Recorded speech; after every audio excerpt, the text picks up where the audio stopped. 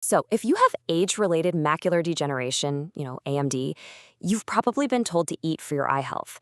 But that great advice often leads to that one single moment of total paralysis, right in the middle of a busy supermarket. Okay, let's dive into this. You know that feeling, right? It's this mix of pressure and just pure confusion. You want to do the right thing for your vision, but you're staring at thousands of choices and a lot of really vague advice. That feeling of, what am I actually supposed to buy?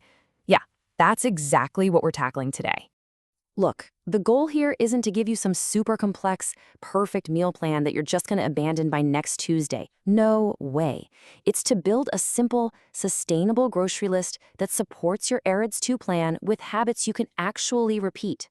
This is all about making it easy to do the right thing consistently. All right, first things first. Before we even get into the food, it is absolutely critical to understand who the AREDS2 supplement is actually designed for. It's not a general eye vitamin for everyone, and the research here is very, very specific. Now, what's so great about this is how clear it makes everything.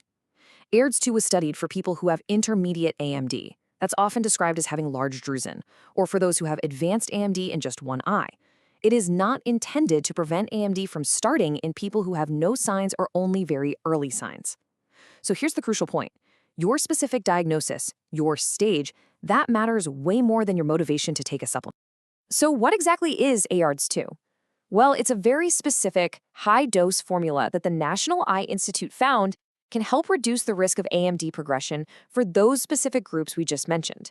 Food is meant to support this plan with healthy patterns, sure, but it can't replicate the studied, high-dose formula of the supplement itself. And before you start any supplement, this slide is basically your pre-flight checklist for conversation with your doctor. If you're a current or former smoker, you absolutely need to ask about beta-carotene-free formulas. If you're taking blood thinners, vitamin E is a key discussion point. And if you already take a multivitamin, you have to check for ingredient overlap to avoid accidentally taking massive doses. This talk is non-negotiable. Okay, now for the fun part, the practical part. We're gonna build your shopping cart. And the goal here is what the source material calls a boring victory, a simple, repeatable win that doesn't require you to become a gourmet chef overnight. Your foundation starts right here, with dark leafy greens like kale, spinach, and collards. These are packed with lutein and zeaxanthin. But let's be realistic. A daily salad probably isn't going to happen for most of us. The pro move? Just aim to add one handful of frozen spinach or kale into things you already make, like scrambled eggs, soups, or smoothies. It's a simple, no-hero move that just works. Next up, eggs and fish.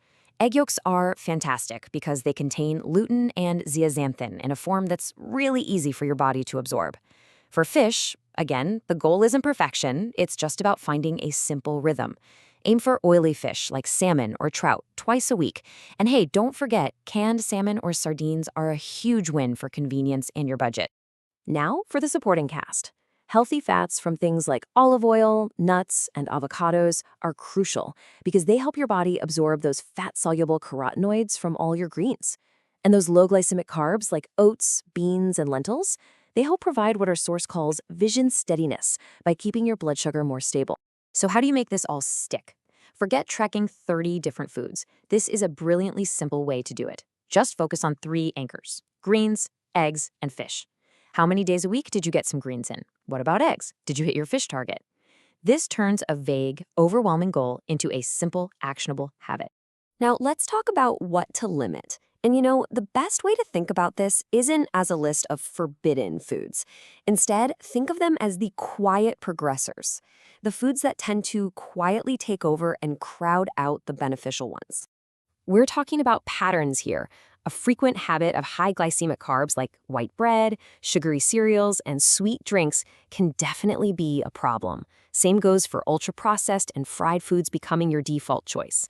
The goal isn't to ban these foods forever, but just to reduce how often they become the easy, automatic option. If you're going to make just one single change, this is it. Swapping a breakfast of white bread or sugary cereal for something like oats with berries or eggs with spinach, that can change the trajectory of your entire day. It lowers the glycemic load and helps you avoid that late morning energy crash that sends you searching for another sugary snack. So let's bring this all together. As we wrap up, The single most important idea to hold on to is this: a good enough plan that you actually stick with is infinitely better than a perfect plan that you quit.